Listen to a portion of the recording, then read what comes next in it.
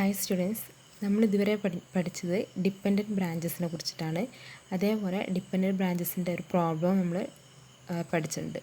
നമ്മൾ നെക്സ്റ്റ് കിടക്കുന്നത് independent branches ആണ്. ഇൻഡിപെൻഡൻറ്റ് ബ്രാഞ്ച് എന്ന് പറയുന്നത് നമ്മളൊരു ബ്രാഞ്ചിൻ്റെ സൈസ് കൂടുതലാണെന്നുണ്ടെങ്കിൽ ട്രാൻസാക്ഷൻസ് കുറച്ച് കൂടുതലുണ്ടാവും. അതേപോലെ തന്നെ ട്രാൻസാക്ഷൻസ് കൂടുതലുണ്ടാകുമ്പോൾ ഈ ഹെഡ് ഓഫീസിനെ മെയിൻറ്റെയിൻ ചെയ്യാൻ ബുദ്ധിമുട്ടാണ്. അപ്പോൾ അതുകൊണ്ട് ഓരോ ബ്രാഞ്ചും സ്വന്തമായിട്ട് ഡബിൾ എൻട്രി ബുക്ക് കീപ്പ് ചെയ്യും. ഈ ഒരു സിസ്റ്റത്തിൽ ബ്രാഞ്ചിനെ സെപ്പറേറ്റ് ഇൻഡിപെൻഡൻറ്റ് യൂണിറ്റായിട്ട് നമ്മൾ കണക്കാക്കും. അതായത് നേരത്തെ നമ്മൾ പറഞ്ഞത് ഡിപ്പെൻഡൻറ്റ് ബ്രാഞ്ചസ് ആണെങ്കിൽ മെയിൻ അക്കൗണ്ടിൽ നിന്ന് ട്രാൻസാക്ഷൻസ് എല്ലാം ഡീൽ ചെയ്യുന്നത് ആരാണ്? ഹെഡ് ഓഫീസാണ്, ബ്രാഞ്ച് അല്ല. പക്ഷെ ഇതിൻ്റെ കേസിൽ വരുമ്പോൾ ബ്രാഞ്ച് ആയിരിക്കും ബുക്ക് കീപ്പ് ചെയ്യുന്നത്. അക്കൗണ്ട്സിൻ്റെ എല്ലാ ബുക്കും കീപ്പ് ചെയ്യുന്നത് ബ്രാഞ്ച് ആയിരിക്കും. അപ്പോൾ ഹെഡ് ഓഫീസിൽ നിന്നും ഗുഡ്സ് അവർക്ക് റിസീവ് ചെയ്യാം. അതേപോലെ ഓപ്പൺ മാർക്കറ്റിൽ നിന്ന് സാധനങ്ങൾ പർച്ചേസ് ചെയ്യാനും ഡിപ്പാർട്ട്മെൻറ്റ് പറ്റും. അതിൽ പറ്റില്ലായിരുന്നു, ഡിപ്പെൻഡൻറ്റ് ബ്രാഞ്ചിൽ അത് പറ്റില്ലായിരുന്നു. പിന്നെ അതേപോലെ എക്സ്പെൻസിനുള്ള തുക സ്വന്തം ഫണ്ടിൽ നിന്ന് അതിനെടുക്കാൻ പറ്റും. ക്യാഷ് റിസീവ് ചെയ്യുന്നത് സ്വന്തം ബ്രാഞ്ചിൻ്റെ അക്കൗണ്ടിൽ നിക്ഷേപിക്കുകയും ചെയ്യും. അപ്പോൾ എക്സ്പെൻസ് അല്ല അല്ലെങ്കിൽ സർപ്ലസ് നീഡ് ഓഫ് ഫണ്ട് ഉണ്ടെങ്കിൽ നമുക്ക് ഹെഡ് ഓഫീസിന് അയച്ചു കൊടുക്കുകയും ചെയ്യാം. എന്തെങ്കിലും അത്യാവശ്യം ഉണ്ടെന്നുണ്ടെങ്കിൽ ഹെഡ് ഓഫീസിന് നമ്മൾ അയച്ചു കൊടുക്കും. പക്ഷേ കണ്ടിന്യൂസ് ആയിട്ട് അല്ലെങ്കിൽ ഡെയിലി നമ്മൾ ഹെഡ് ഓഫീസിലേക്ക് പൈസ ഇങ്ങനെ ഇമ്മീഡിയറ്റ് ആയിട്ട് ഇട്ട് കൊടുക്കില്ല. Independent branches. അപ്പോൾ അവർക്ക് അവരുടേതായിട്ടുള്ള ചില ഫ്രീഡംസ് ഉണ്ട്. അതാണ് ഈ പാരാഗ്രാഫിൽ മൊത്തം പറയുന്നത്. സിമ്പിളായിട്ട് ഇത്രേ ഉള്ളൂ. ഇൻഡിപെൻഡൻറ്റ് ബ്രാഞ്ചസ് ആകുമ്പോൾ അവർ അക്കൗണ്ട്സ് കീപ്പ് ചെയ്യുന്നത് ആ ബ്രാഞ്ച് തന്നെ ആയിരിക്കും. പിന്നെ നെക്സ്റ്റ് ഇതിൽ സിലബസ് പ്രകാരം മാത്രം നമ്മൾ പോകുള്ളൂ. നെക്സ്റ്റ് അതിൻ്റെ ഫീച്ചേഴ്സ് സിലബസിലുണ്ട്. അപ്പോൾ അതുകൊണ്ട് എന്ത് ചെയ്യുക, നിങ്ങളത് പഠിക്കേണ്ടി വരും. അതായത് ഇപ്പോൾ ഈ പറഞ്ഞ കാര്യങ്ങളൊക്കെ തന്നെയാണ് ഇതിൻ്റെ ഫീച്ചേഴ്സ് വരുന്നത്. അപ്പോൾ ഇത് വായിച്ചു കഴിഞ്ഞാൽ കിട്ടാവുന്ന പോയിൻറ്റ്സ് തന്നെ ഉള്ളൂ. ആ പാരാഗ്രാഫിൽ പറഞ്ഞ കാര്യങ്ങൾ. പിന്നെ നെക്സ്റ്റ് നമ്മൾ ഇമ്പോർട്ടൻ്റ് അഡ്ജസ്റ്റ്മെൻ്റാണ് വരുന്നത്. അതായത് ഇൻഡിപെൻഡൻറ്റ് ബ്രാഞ്ചസിൻ്റെ ഇമ്പോർട്ടൻ്റ് അഡ്ജസ്റ്റ്മെൻറ്റിലേക്കാണ് വരുന്നത്. അതിലെ കുറച്ച് അഡ്ജസ്റ്റ്മെൻറ്റുകളുണ്ട്, ഒരു 6 അഡ്ജസ്റ്റ്മെൻറ്റ് ഉണ്ട്. ഇത് ഫസ്റ്റ് വൺ ആണ് ഗുഡ്സ് ഇൻ ട്രാൻസിറ്റ്, രണ്ടാമത്തേണ് ക്യാഷ് ഇൻ ട്രാൻസിറ്റ്, മൂന്നാമത്തെ ഹെഡ് ഓഫീസ് എക്സ്പെൻസ്. അതുകൊണ്ട് അങ്ങനെ 6 ഉണ്ട്. അപ്പോൾ ഇതെന്തായാലും നിങ്ങൾക്ക് കാണാതെ പഠിക്കേണ്ടി വരും. അപ്പോൾ ഫസ്റ്റ് വൺ ആണ് ഗുഡ്സ് ഇൻ ട്രാൻസിറ്റ് എന്ന് പറയുന്നത്. ഗുഡ്സ് ഇൻ ട്രാൻസിറ്റ് കൊണ്ട് ഉദ്ദേശിക്കുന്നത് നമ്മൾ ഹെഡ് ഓഫീസിൽ നിന്ന് ബ്രാഞ്ചിലേക്ക് എന്തായിട്ടുണ്ടായിരിക്കും, സാധനങ്ങൾ അയച്ചിട്ടുണ്ടായിരിക്കും. ഹെഡ് ഓഫീസ് കൊച്ചിയാണെന്നുണ്ടെങ്കിൽ നമ്മുടെ മലപ്പുറത്താണ് ബ്രാഞ്ച് എന്നുണ്ടെങ്കിൽ കൊച്ചിയിൽ നിന്ന് സാധനങ്ങൾ നമ്മൾ അയച്ചിട്ടുണ്ടായിരിക്കും. അപ്പോൾ അത് ഓൺ ദ വേ ആണ്, നമ്മളിവിടെ എത്തിയിട്ടില്ല. അപ്പോൾ head office journal entry pass ചെയ്തിട്ടുണ്ടായിരിക്കും. അതായത് അവർ അയച്ച ദിവസം അവരുടെ ബുക്കിൽ എന്ത് ചെയ്തിട്ടുണ്ടായിരിക്കും, പാസ് ചെയ്തിട്ടുണ്ടായിരിക്കും. പക്ഷേ ബ്രാഞ്ചിലാണെങ്കിൽ എന്ത് ചെയ്തിട്ടില്ല, കിട്ടിയിട്ടില്ല. അപ്പോൾ ബ്രാഞ്ച് ജേർണൽ എൻട്രി ഉണ്ടാക്കുന്നത് എപ്പോഴാണ്, ആ ഗുഡ്സ് റിസീവ് ചെയ്യുന്ന സമയത്ത് മാത്രമാണ്. അതേപോലെ തന്നെ ബ്രാഞ്ച് എന്തെങ്കിലും കാരണവശാലും ഗുഡ്സ് റിട്ടേൺ ചെയ്യുന്ന സമയത്ത് ഹെഡ് ഓഫീസിന് അയച്ചു കൊടുക്കും, തിരിച്ചങ്ങോട്ട് അയക്കാറുണ്ട്.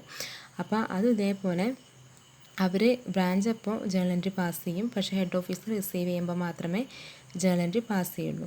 അപ്പോൾ ഗുഡ്സ് ഇൻ ട്രാൻസിറ്റ് കൊണ്ട് ഉദ്ദേശിക്കുന്നത് ഓൺ ദ വേ എന്നുള്ളതാണ്. അതായത് ഗുഡ്സ് നമ്മൾ റിസീവ് ചെയ്തിട്ടില്ല. അപ്പോൾ അങ്ങനെ വരുന്ന സമയത്തുള്ള അഡ്ജസ്റ്റിംഗ് എൻട്രിയാണ് ഇവിടെ കൊടുത്തിട്ടുള്ളത് AB എന്ന് പറഞ്ഞിട്ടുള്ളത്. അതായത് if adjustment is made in the books of head office എന്ന് പറഞ്ഞിട്ട് goods in transit account debit to branch account. അതായത് ബുക്സ് ഓഫ് ഹെഡ് ഓഫീസ് ആണ് കേട്ടോ. അത് ഹെഡ് ഓഫീസ് എൻട്രി ചെയ്യുന്ന എൻട്രി ഇങ്ങനെ ആയിരിക്കും. അതായത് ഹെഡ് ഓഫീസ് അയച്ചിട്ടുണ്ട് സാധനം എന്നുണ്ടെങ്കിൽ അവരുടെ എൻട്രി ഇതായിരിക്കും. ഇപ്പോൾ ഇനി ബ്രാഞ്ചിൻ്റെ ആണെന്നുണ്ടെങ്കിൽ ഇതായിരിക്കും എൻട്രി വരുന്നത്. ആ എൻട്രീസൊക്കെ എന്ത് ചെയ്യുക, കാണാതെ പിടിക്കുക. പിന്നെ next cash in transit. Cash in transit എന്ന് പറയുന്നത് ഇതേപോലെ തന്നെയാണ്. ബ്രാഞ്ച് എന്ത് ചെയ്യാം, ഹെഡ് ഓഫീസിലേക്ക് ക്യാഷ് ഇങ്ങനെ ഫ്രീക്വൻ്റ്ലി നമ്മൾ അയക്കുമല്ലോ. നമുക്ക് കിട്ടിയ പ്രോഫിറ്റ് ഉണ്ടെങ്കിൽ നമ്മളിങ്ങനെ ഹെഡ് ഓഫീസിലേക്ക് അയക്കും. അപ്പോൾ ആ സമയത്ത് എന്ത് ചെയ്യുക, ഇത് കിട്ടിക്കഴിഞ്ഞാൽ മാത്രമേ എന്ത് ചെയ്യുള്ളൂ, നമ്മൾ അഡ്ജസ്റ്റിംഗ് എൻട്രി ഉണ്ടാക്കുള്ളൂ. അപ്പോൾ ആ സമയത്തുള്ള എൻട്രി എന്ന് പറയുന്നത് ഇതാണ്, cash in transit account debit to branch account. പിന്നെ head office expenses chargeable to branch. Head office എന്ത് ചെയ്യാറുണ്ട്, എക്സ്പെൻസിന് വേണ്ടിയിട്ട് പൈസ അല്ലെങ്കിൽ എന്താ പറയുക, അങ്ങനെയുള്ള കാര്യങ്ങൾ കൊടുക്കാറുണ്ട്, എല്ലാ സർവീസസ് കൊടുക്കാറുണ്ട്. അപ്പോൾ ഇതിൻ്റെ എൻട്രി എന്ന് പറയുന്നത് ഇങ്ങനെയാണ് വരുന്നത്. ഹെഡ് ഓഫീസിൻ്റെ ബുക്കിലാണെന്നുണ്ടെങ്കിൽ branch account debit to expense account, ബ്രാഞ്ചിൻ്റെ ആണെന്നുണ്ടെങ്കിൽ expense account debit to head office അക്കൗണ്ടാണ് വരുന്നത്. Next depreciation on branch fixed അസറ്റാണ്. ഡിപ്രീസിയേഷൻ എന്ന് പറയുന്നത് നമ്മൾ തേയ്മാനം സംഭവിക്കുക, നമ്മുടെ അസറ്റ്, നമ്മുടെ അതിന് എന്തെങ്കിലും മെഷീനറി ഒക്കെ ഉണ്ടെന്നുണ്ടെങ്കിൽ കാലക്രമേണ അതിന് എന്തുണ്ടാവും, വാല്യൂ കുറഞ്ഞു വരും. അതിനാണ് നമ്മൾ ഡിപ്രീസിയേഷൻ എന്ന് പറയുന്നത്. അപ്പോൾ അതിൻ്റെ എൻട്രി എന്ന് പറയുന്നത് ഇത്രയാണ് എൻട്രീസ് വരുന്നത്. അത് if the branch fixed asset account, ബ്രാഞ്ചാണ് ഫിക്സഡ് അസറ്റ് അക്കൗണ്ടിൻ്റെ മെയിൻറ്റെയിൻ ചെയ്യുന്നുണ്ടെങ്കിൽ ഹെഡ് ഓഫീസിൻ്റെ ബുക്സിൽ വരുന്ന എൻട്രി എന്ന് പറയുന്നത് ഇതാണ്. അതേപോലെ ബ്രാഞ്ചിൻ്റെ വരുന്ന എൻട്രി ഇതാണ്. പിന്നെ branch fixed asset account maintained at branch, maintain ചെയ്യുന്നത് എവിടെയാണ്, ബ്രാഞ്ചിലാണെന്നുണ്ടെങ്കിൽ ഇതാണ് എൻട്രി വരുന്നത്. Depreciation account debit to branch fixed asset. ഇത് മെയിൻറ്റെയിൻ ചെയ്യുന്നത്, അസറ്റ് മെയിൻറ്റെയിൻ ചെയ്യുന്നത് ഹെഡ് ഓഫീസിലാണെന്നുണ്ടെങ്കിൽ എൻട്രിയാണ് ഇത് ബ്രാഞ്ചിലാണ് മെയിൻറ്റെയിൻ ചെയ്യുന്നതെന്നുണ്ടെങ്കിൽ എൻട്രിയാണ് ഇത്. നെക്സ്റ്റ് ഇൻ്റർ ബ്രാഞ്ച് ട്രാൻസ്ഫേഴ്സാണ്. ഇൻ്റർ ബ്രാഞ്ച് ട്രാൻസ്ഫേഴ്സ് എന്ന് പറയുന്നത് കുറേ ബ്രാഞ്ചസ് ഉണ്ടാകുമ്പോൾ ട്രാൻസാക്ഷൻസ് ആര് തമ്മിലൊക്കെ നടക്കും, ബ്രാഞ്ചസ് തമ്മിലും ട്രാൻസാക്ഷൻസ് നടക്കും. അപ്പോൾ ക്യാഷ്, ഗുഡ്സ് എന്നിവ നമ്മൾ എന്ത് ചെയ്യാറുണ്ട്, സാധാരണ ഒരു ബ്രാഞ്ചിൽ നിന്ന് വേറൊരു ബ്രാഞ്ചിലേക്ക് നമ്മൾ ട്രാൻസ്ഫർ ചെയ്യാറുണ്ട്. ഇപ്പോൾ മലപ്പുറത്തുള്ള ഒരു ബ്രാഞ്ച് കണ്ണൂരിലുള്ള ബ്രാഞ്ചിലേക്ക് ചിലപ്പോൾ സാധനം അല്ലെങ്കിൽ പൈസ വേണമെന്നുണ്ടെങ്കിൽ അയച്ചു കൊടുക്കാൻ പറ്റും. അപ്പോൾ അങ്ങനെയുള്ള ട്രാൻസ്ഫർ അല്ലെങ്കിൽ ട്രാൻസാക്ഷൻസിനെയാണ് നമ്മൾ ഇൻ്റർ ബ്രാഞ്ച് ട്രാൻസ്ഫേഴ്സ് എന്ന് പറയുന്നത്. അപ്പോൾ അതിൻ്റെ എൻട്രീസാണ് ഈ കാണുന്നത്. In the books of sending branch എന്ന് പറഞ്ഞിട്ട്, അതായത് സെൻഡ് ചെയ്യുന്ന ബ്രാഞ്ച്. ഇപ്പോൾ മലപ്പുറം ബ്രാഞ്ചാണ് അയച്ചു കൊടുക്കുന്നുണ്ടെങ്കിൽ അവർ ഇങ്ങനെയാണ് എൻട്രി ചെയ്തത്. Head office account debit to goods or cash account.